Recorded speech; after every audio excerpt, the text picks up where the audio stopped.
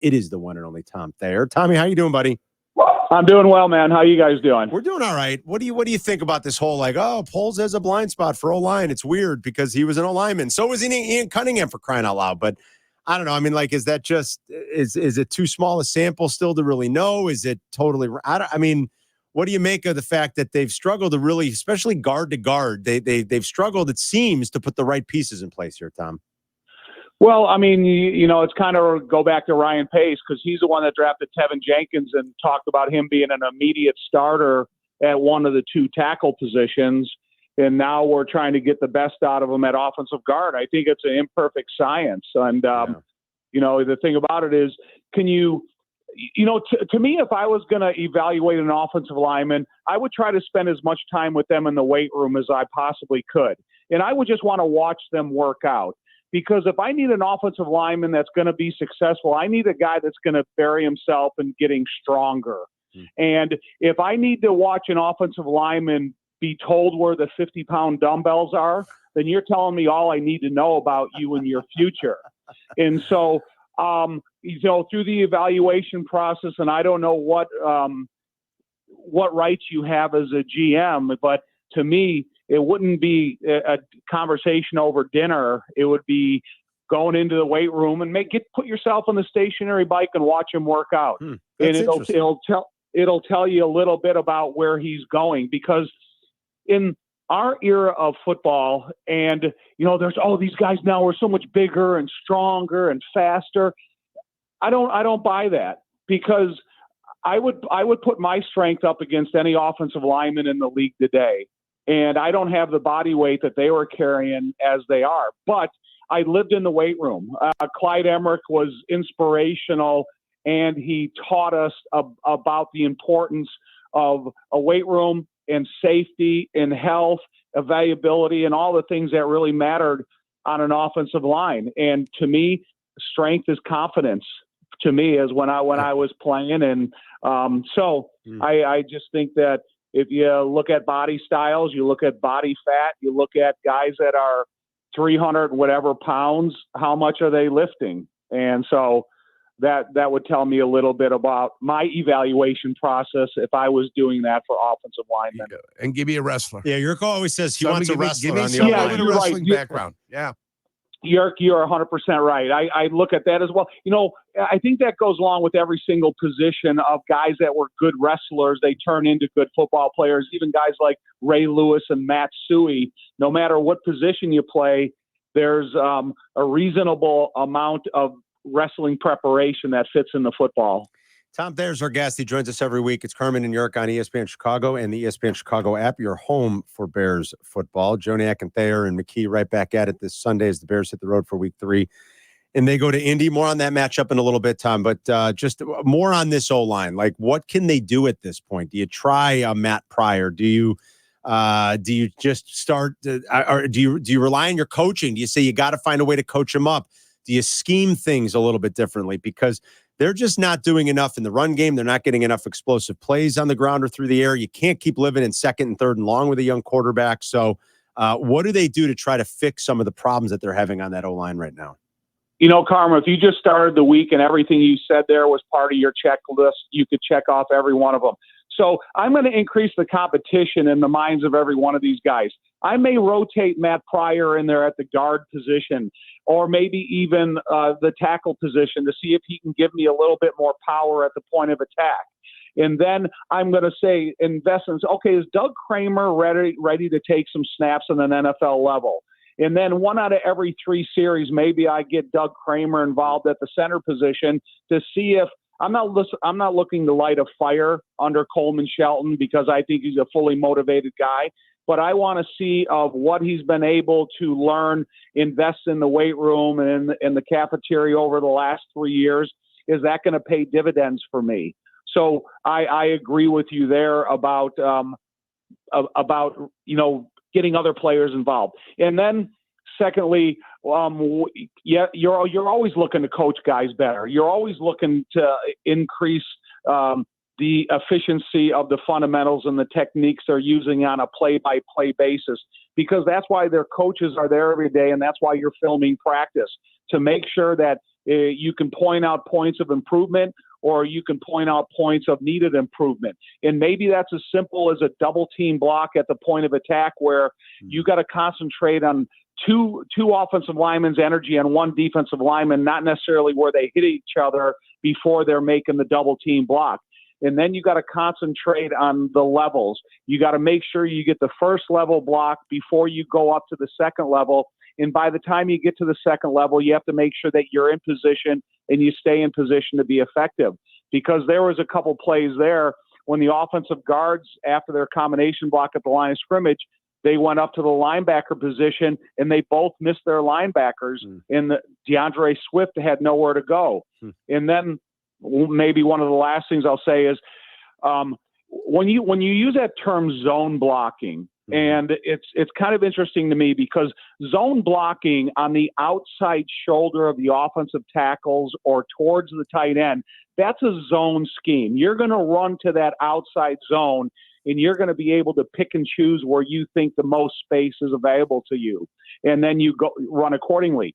However, in looking at it, about 74% of the time, the point of attack is in between the inside shoulder of the right tackle to the inside shoulder of the left tackle.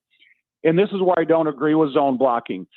When you are in a huddle, they call a play and they have a determined point of attack.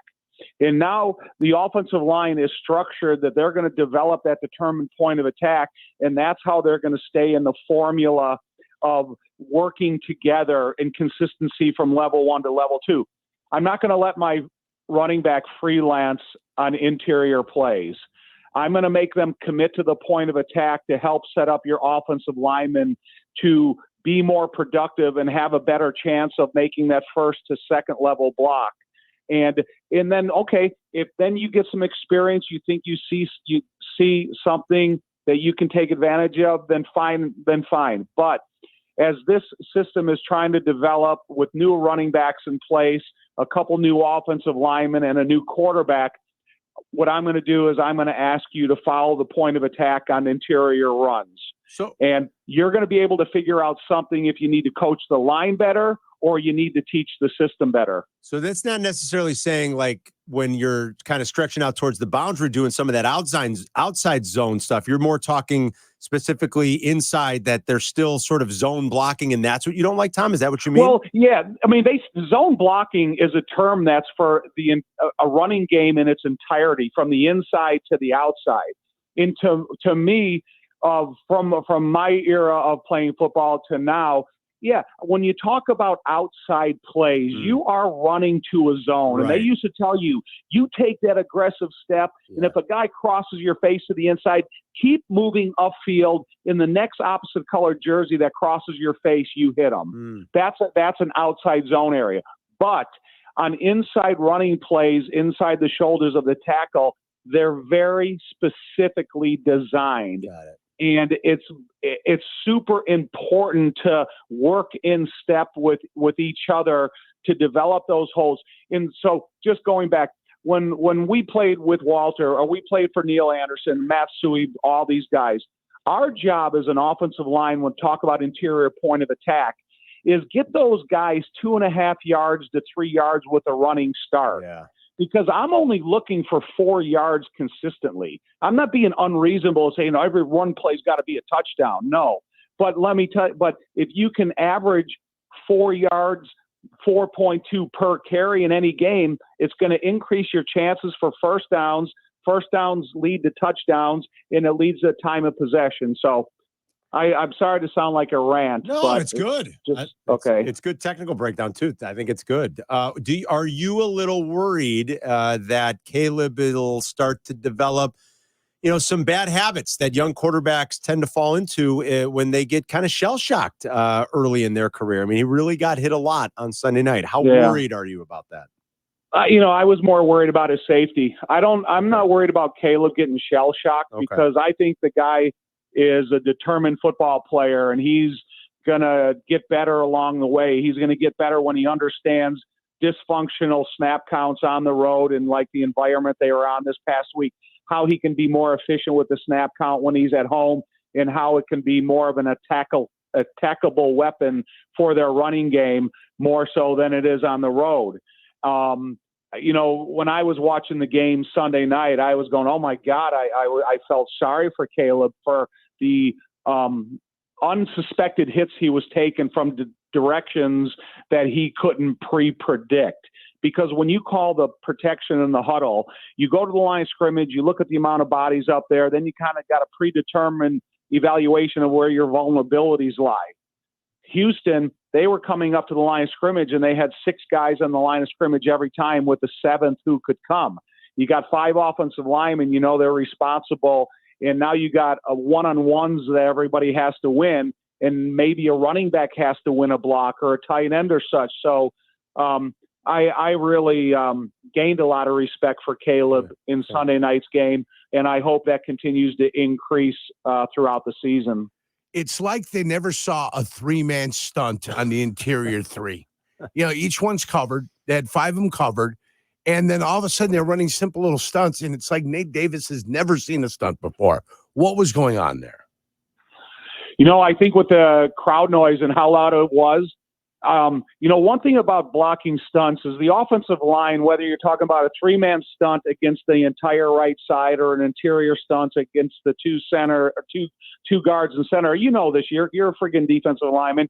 If those offensive linemen aren't retreating on the same plane, and all of a sudden the defensive lineman becomes, they become in charge of the way the offensive lineman is retreating, they win. Because it's hard to pass off stunts if you're in 2 different planes. And that's the thing about it, is the better that you can learn that at home, that you're going to be in control of your pass blocking efforts. If you're dysfunctional on the road because you don't understand the rhythm of the cadence yet, the defensive line is always going to be in charge of stunts. And it's got to be somebody that's enormously strong that can create an immediate stalemate at the line of scrimmage, or you're going to have trouble with it until you prove that you can stop it. Every opponent on the road is going to continue to do it. You guys always tell us, winning on this road, even against what you want to call bad teams, is tough. Yeah, and I don't think the Colts are a bad team. I think they've got a few issues, but I think there's talent. I think their O-line's got a lot of talent. Their quarterback's intriguing, to say the least. They've been in 2 close games. But then you add in the, sort of desperation mode that they might be in to avoid 0-3, because they were a team that's thinking about the playoffs. I mean, it's a dangerous combo, I guess, is what I'm saying, going on the road playing an 0-2 team this weekend, Tom. Well, it's a dangerous road because Indy just played Houston. The Bears just played Houston. Indy's been studying Houston, and they've done it through a process of watching the Bears. So now they look and go, okay, Houston ran it like Jurk says, they ran this type of stunt against the Bears. And now if we have a supportive crowd in Indianapolis and the noise is such, we should kind of repeat what Houston did to try to take advantage of maybe that rhythm deficiencies on the line of scrimmage by the offensive line. And so you're going to see a lot of the same, because when you put on the tape of Indianapolis, there's a lot of similarities between what Indianapolis is offering on offense and defense and what you're going to face again this week as the Bears. I think the biggest difference is probably experience at the quarterback position. Houston has the advantage over Indianapolis, and Richardson is one of the most incredible athletes I've ever seen. Had the luxury of being there last year for training camp and watch him in front of my eyes. I never thought there was a quarterback that was almost indefensible in the red zone, considering his running ability and his arm talent if he has a chance to stand in place. So it's going to be an interesting battle this week for the Bears. All right, we'll be listening. Have a great week, buddy. We'll talk to you next Tuesday. Thanks, guys. Thanks, Tom. There's Tom Thayer. He'll be on with Waddle and Sylvie on Friday. He joins us every Tuesday. Joniak, Thayer, McKee on the sidelines, all live from Lucas Oil on Sunday for the noon kick. Right here on your home for Bears football. It's ESPN Chicago.